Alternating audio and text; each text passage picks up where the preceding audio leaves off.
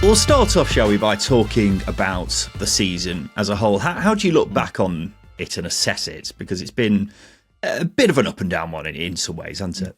Yeah, as you say, it's a bit up and down. It's hard to really define the season because I did a shoot recently and they was asking me lots of questions about, are you happy that you're in the playoffs? And I said, or at the start of the season, would you have been happy to be in the playoffs? And I said, no. But then I kind of like rewound and I was thinking, do you know what? The start of the season, we had half a team or half a squad. The first two signings were Jamie Shackleton from Leeds, a player that Leeds didn't want, and Sam McCallum, who was a free transfer. We didn't see, everybody was putting us in the bottom half, saying that Chris Wilder was a dinosaur, that his best days are behind him. I'm not just quoting you there, others as well.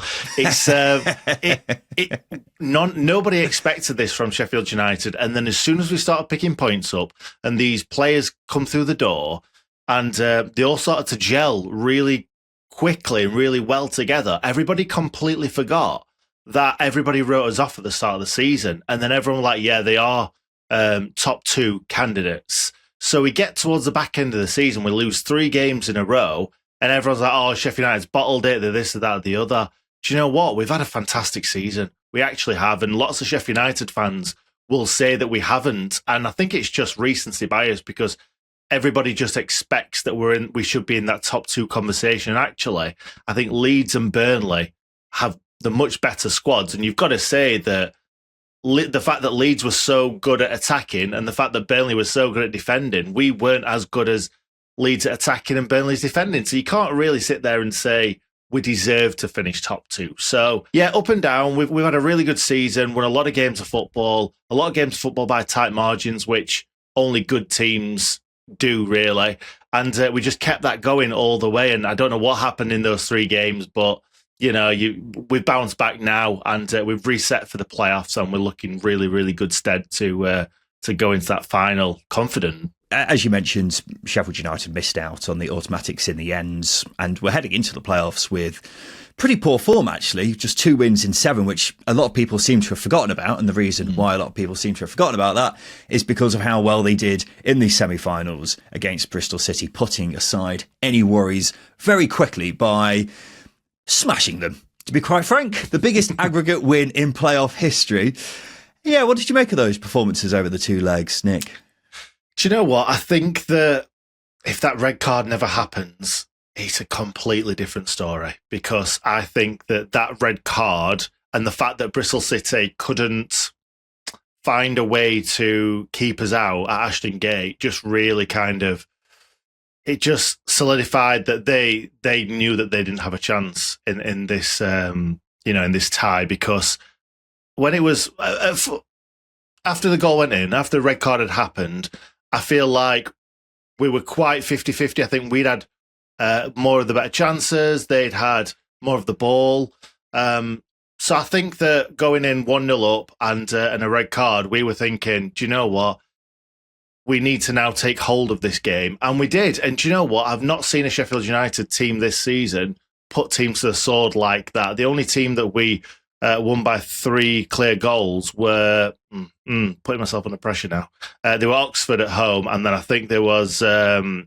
That could have been 3-1. But we've not put many teams. There have been many, have there, though? No, that's the main thing, isn't it? We've not put many teams to bed. And the red card, we were all thinking, was it just because of the red card? And then obviously they came to Bramall Lane. And again, we put 3 past them, didn't concede, and going into the final, having not conceded a goal and scored 6 goals, it's pretty exciting, really, because all season we've been winning 1-0 and holding on. And at Bramall Lane, sat there with 20 minutes to go and just defending for 20 to 25 minutes. And it was nice to see us go again and go for more goals. Could have been 4, 5, 6 in that second leg even. And I'm not saying that's just because of United. Obviously, Bristol City had kind of folded at that point. I think it was the second goal that really, really finished them off. We kept going, and we could have scored more goals, which is not like a Sheffield United side this season. Yeah, yeah. I would actually argue it was the first goal which really killed things off, because from that point, Bristol City just seemed to really give up after Kiefer Moore bashed it in with his head. But the showings in the semi-final have very much strengthened Sheffield United's position as the favourites to win the playoffs. You comfortable with that, having the favourites tag heading into the final? I think we've always got to be comfortable having that, because we finished third. And even if you finish third by goal difference, you're going to be put down as the favourites. So I'm fine with that. I think we've got the best squad in the playoffs. Like I mentioned earlier, I don't think we had as good a squad as Burnley and Leeds, or the firepower that they possess. But I certainly think we are the third best team in this division. And doesn't always work like that. We've been the third best team in the division a few times and not gone up. So it doesn't mean anything. It means absolutely nothing going into this playoff final. One thing I've really noticed ever since after the first leg of the Bristol City game, Nick, is that a lot of neutrals don't seem to want Sheffield United to win. I'm not amongst that. I'm completely neutral on the matter. But I think the reason for that is because Sheffield United have recently been in the Premier League. People want to see something different. Yeah. So as a Blades fan, how do you feel about the neutral not necessarily being on your side heading into the final? I understand it. I completely understand it, because, when Luton went up in the playoffs, everyone was so looking forward to it, because, Luton had not been there, they've never been in the Premier League, but they've certainly not been in the top division for a long, long time. I suppose it didn't really matter, because they obviously beat Coventry in there, and Coventry's not been in the Premier League for some time as well. But yeah, we've been in the Premier League recently. We've conceded 100 goals in the Premier League recently. People didn't particularly like us when we're in the Premier League because we got beat every week. But I think what they'll realise quite quickly is that anyone that goes up is going to get beat more often than they win games of football. I think gone are the days where you go up and, win a few games of football, finish in the top half of the table. It very much feels like if the only way you can do that is by spending big, big money. So I don't think it really matters who goes up. Whoever goes up are really going to struggle in the Premier League. But I understand and I get why people would want Sunderland up there, especially the fairy tale story of them going down to League One, Sunderland Till I Die documentary. I'm certainly a big fan of that. And I saw a lot of similarities with the supporters and how many times they'd been to Wembley and other finals and lost. And watching the fans kind of be dejected after that, it just brought back some terrible, terrible memories that I'd pushed to the back of my brain. Let's talk about that, Nick. Let's talk about that right now, because it's the big elephant in the room, isn't it? That Sheffield United are going to Wembley, trying to overturn their appalling playoff record. 9 playoff campaigns. 9? Yeah. 0-1. The worst record in English football. Does that bring back a lot of painful memories for you? And does it worry you as well? It doesn't worry me. No, it doesn't worry me at all. I think that it won't worry the players. It won't worry Chris Wilder. It won't worry it might worry Chris Wilder a little bit, because obviously he's been a fan. Do you not think the players will have been told about this and have it in their mind? No, not at all. Not at all. It's completely different players. Chris Wilder's obviously been there and done that. He's been there as a fan and done that. He will know what this means to everyone, and he'll be drilling this into the players more than ever before. I don't think it's a monkey on the players' backs. I think, it's pressure enough as it is, being the favourites and obviously being in a final. It'll be really exciting, but it'll be really, a pressurised environment to be in. It's a massive pitch, massive stadium, and it'll be a boiling hot day, as it always is when we're crying our eyes out at Wembley after losing. Yeah. Well, Sunderland don't have a great playoff record either. So can both teams lose? We'll find out next Saturday, won't we? Do you know what? If it's possible, us two can, yes. Just settle on it and then let someone else go up. Yeah. But let's talk about your opponents next week, Sunderland, because obviously they got to the playoff final in very dramatic circumstances on Tuesday night. What have you made of them this season? They're a real mixed bag, aren't they? Because they were very, very exciting at Bramall Lane. They really, really took the game to us in the second leg as well. Obviously got the 3 points. took the game to us then, and they were really, really exciting. Wilson Isidore tore us apart in the second game, but he's done that to better teams. Did that to Leeds, and he's done that to many teams this season.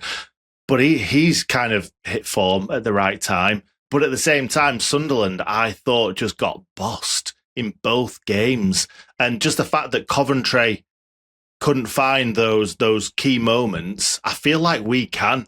Like, I think we'll have most of the ball. I think they'll try and play on the break against us as they did against Coventry. Even at home at times, they were playing on the break. I don't know how they're going to approach the final itself. Obviously, they approached the 2 games against Coventry with a game plan and defended brilliantly, even though they did concede 2 goals. So, yeah, make of that what you will.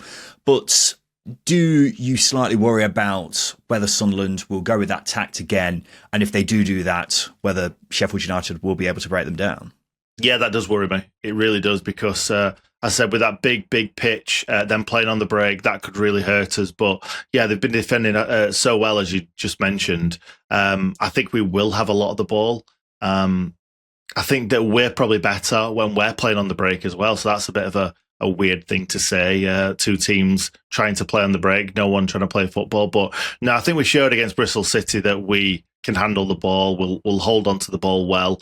And, we've got these players, even if they're not on the pitch at the time, we've also got players that can come off the bench and really make a difference. Callum O'Hare has been good all season. In these last 2 games, he's been coming off the bench, scoring goals and making things happen. Andre Brooks as well in the first leg, come off the bench to score. In the second leg, played a blinder again. We've got some fantastic players that can open the door. And do you know what? Gus Harmer's barely been involved in those 6 goals. He's obviously scored a deflected goal that was going straight down the keeper's throat, and he was involved in one of the assists. But the fact that we've won 6-0 and Gus Harmer's barely been in the goals just shows that we can share it around the team, and we've got other players that can create, chances and score goals. Just a very quick one, and this has got nothing to do with the playoffs. Do you think Gus Hamer was worthy of winning the EFL Player of the Season? No. In my honest opinion, I'm not even sure he was the best Sheffield United player this season. This is exactly what I was saying. I'm glad I've heard it from a Sheffield United fan themselves, because I was surprised when I saw that. But we're here to talk about the playoffs. I just wanted to get a straight answer out of you on that. You mentioned a couple of players just a second ago when we were talking about Sunderland, but who do you fear the most from the Black Cats? I think this is going to sound like recency bias, because I've not watched too much Sunderland this season. Obviously, I've watched the games that we've played, and I've watched some other games as well. But Dan Ballard's really I don't even think he was supposed to be starting in that first game. I think they swapped him out for Chris Mepham, and I really like Chris Mepham as well. But Dan Ballard in the 2 games has been an absolute colossus at the back. And I'm slightly worried that, him and Luke O'Nien's little, what's the word? I'm trying to not say the S house word, but I've just gone and said it. I think he's very good at the dark arts. That's it, the dark arts. I got there in the end. So I think those 2 together are like a match made in heaven. But I do feel like if we can, get Kiefer Moore in the box and get an El Ahmed Odds up front, I don't think they've got a massive side. So I think that's going to be our ploy in this game, that we get the ball forward quickly, 2 up top like we have been doing recently, and getting Kiefer Moore in and around their defenders for the knockdowns. So I think that Dan Ballard does worry me. Same with Wilson Isidore. He's going to try and bully our defenders. I know it. And with that huge pitch at Wembley, as I mentioned earlier, I think he's going to have loads of room to run into. So those are my 2 worries. Yeah, it'll be interesting if Dan Ballard pulls off another deck chair header where he folds in so half. Weird. Just the weirdest header I've ever seen, but also probably the best header I've ever seen. Let's focus back on your boys then. Who do you think is going to be the key player for Sheffield United next Saturday? I'm trying not to say Gus Harmer because, like I mentioned earlier, he wasn't too involved in those 6 goals in the last 2 games. But it's hard to really see past Gus, because if he's not creating the chances and not scoring the goals, he's going to occupy 2 men most of the time, because Gosama, if you give him the ball and you give him a bit of time, he's going to create something. So I do feel like Sunderland will be really wary of him, and that might open up gaps for other players. But I think Kiefer Moore is going to be the man that we look to get those balls up top, like I mentioned earlier, and then bring other players into the game. Tyrese Campbell, I'm pretty sure, will start in this game. Obviously, he came off the bench in the second leg. I think that's just trying to preserve his legs, because he's not he's obviously shown that he's a great striker and scored quite a few goals for us. He's not scored for a while, so hopefully he's just saving it for the final. But I do feel like Tyrese Campbell can be a difference maker. He scores big goals, and hopefully this will be another big goal for him. But no, we've got Vinny Souza obviously in the midfield that can boss anyone in this league, and anyone in the above league, I'm sure, next season if we did get promoted. But no, we've missed Vinny Souza. I think we'd be a lot closer to Burnley and Leeds if Vinny Souza would have been fit all season. And I think that if anyone can pocket Joe Bellingham, it's going to be Vinny Souza. Finally, Nick, if Sheffield United do win on Saturday and they are back in the Premier League, do you think things will be better this time around than they were the last time around, or even the time before that, I guess, as well? Yeah, exponentially, really, because how I see it is we've got new owners. We needed that promotion the last time to balance the books, get ourselves in the black, and I think that was the whole reason of getting promoted. We need to balance the books, make sure that we're still going to be a football club for the next however many years. And I think this time we're in a really good place. We've obviously spent 10 million on Tom Cannon. I think it was 13 million, but I can't imagine those 3 million additions are going to be added on. But you never know. But no, the fact that they've in January buying a striker that we didn't necessarily need just shows that they've hopefully got a little bit of money, and we can invest that however much, 170 million, whatever it is these days. We can invest that in the playing squad and actually put up a bit of a better fight. And even if we don't, I think that these the parachute payments and being a yo-yo club is obviously always going to be good, because you're going to make sure that you've got the best players coming down back into the Championship, if that was to be. But I think right now we need to not necessarily have a squad overhaul, but we need a fair few players, because right now, looking at the squad that we've got, I think it was actually better than the last time we're in the Premier League, what we've got right now, which just speaks volumes about that team that we got relegated with. But at the same time, we still need a hell of a lot of players to be brought in all positions. I can't. Maybe central midfield with Vinny Souza and Sidney Peck, Ollie Arblaster, Tom Davis if he can stay fit. Maybe we've got a half decent midfield, but then after that, I think we've got a lot of business to do. Yeah, well, it feels like everyone has to nowadays, because Sheffield United are kind of in a prime position, really, if they do win on Saturday, to become one of those teams, because we've got like a big 17 now pretty much in English football, haven't we? Sheffield United are one of those prime candidates to be just bouncing between promotion and relegation for the rest of time, which isn't a bad position to be in. You should be celebrating promotion every couple of years, which is not, it's quite nice, isn't it, really? Yeah. But Nick, one final question, actually. I was going to ask, how would you feel on Saturday if you won? Obviously, you're going to be elated, but how would you be celebrating, do you reckon? Oh, I'm not sure. I've not even thought about it, because I can't even... Don't want to think about it. I can't even picture what it's like to win a playoff, in all honesty. So my sister said something funny to me the other day, because obviously we go as a family and things like that. I'm not going with her this year, but she's going to be in the ground. And she said... what happens after the game, because we've never stayed long enough to see what happens, or how long people stay for, because I'm going to be on the one of the coaches, and it's like, are they just going to leave without us if we're celebrating for quite a while in the ground? It's it's a weird one, but yeah, it's going to be something that we've never experienced before, which, is going to be very, very exciting. And I'm already smiling thinking about it. And we've got 90 minutes to put in still. Don't get carried away, Nick. It's the hope that kills you at the playoffs. I'll get there and it'll be like, no chance of winning. No chance of winning. We can't do this. That mental block. Yeah, well, I was going to say fingers crossed that you have a good day, but I don't want to seem biased. Because, fair enough.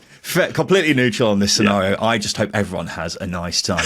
But Nick, thank you so much for your time today, mate.